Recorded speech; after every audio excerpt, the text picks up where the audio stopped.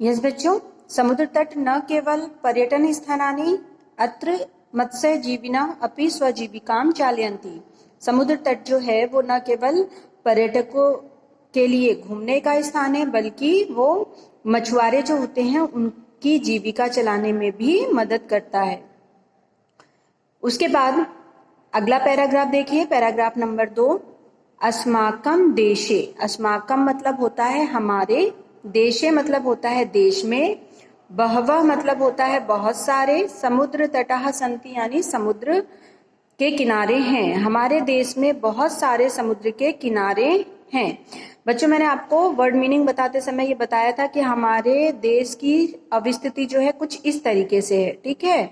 मतलब ये तीन ओर जल से घिरा हुआ है, जिसके कारण इसको क्या कहा जाता है, प्राय द्वीप भी कहते हैं, है ना, प्राय द्वीप भी कहते हैं। ये मैंने आपको बताया था। तो यही वो कह रहा है कि हमारे देश में बहुत सारे समुद्र तट हैं, बहुत सारे समुद्र तट हैं। कहाँ कहाँ पर हैं? मुंबई में है, कर्नाटक में है, गोवा में है, केरल में है, तमिलनाडु में है ना, आंध्र प्रदेश में है, उड़ीसा में है। तो ये जो भी समुद्र के किनारे हैं वो सब इन्हीं ओर बसे हुए हैं ना। तो यही कह रहा है, अस्माकं देशे बहवः समुद्र तटाः सन्ति, हमारे देश में बहुत से समुद्र तट हैं। एतेषु, उनमें से हैं, कौन कौन से? मुंबई, गोवा, कोच्चि, कन्याकुमारी, विशाखापत्तनम और पुरी तटः अतीव प्रसिद्धाः सन्ति। हमारे देश में बहुत से समुद्र तट हैं, और वो कौन कौन से समुद्र तट हैं? एतेषु का मतलब और वे हैं, ठीक है। मुंबई, गोवा, कोच्चि, कन्याकुमारी, विशाखापत्तनम और पुरी तटः अतीव प्रसिद्ध। ये जो हैं, ये जो नाम दिया उसने, मुंबई, गोवा, कोच्चि, कन्याकुमारी, विशाखापट्टनम, पुरी तट, ये जो है बहुत प्रसिद्ध हैं। गोवा तटः विदेशी पर्यटकेभ्यः समधिकं रोचते। वो बता रहा है कि इतने सारे ये हमारे देश में समुद्र तट हैं, और अब इनका इसमें क्या बता रहा है, अलग अलग महत्व बता रहा है। जो गोवा का किनारा है, गोवा में जो समुद्र का किनारा है, वो विदेशी पर्यटकव्य का मतलब होता है विदेशी पर्यटकों को, समधिकम मतलब समधिकम का मतलब होता है सबसे अधिक, रोचते मतलब पसंद है, रोचते मतलब सबको बहुत ज्यादा पसंद आता है। कौन सा तट? गोवा का जो तट है, ठीक है। तो यहाँ क्या हो गया, गोवा तट जो है वो विदेशी पर्यटकों को सबसे अधिक पसंद आता है।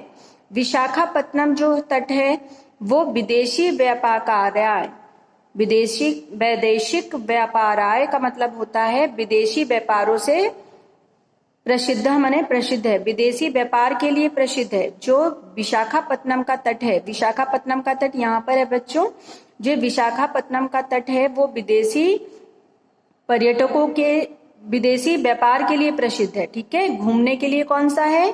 गोवा तट, और व्यापार के लिए कौन सा है? विशाखापत्तनम।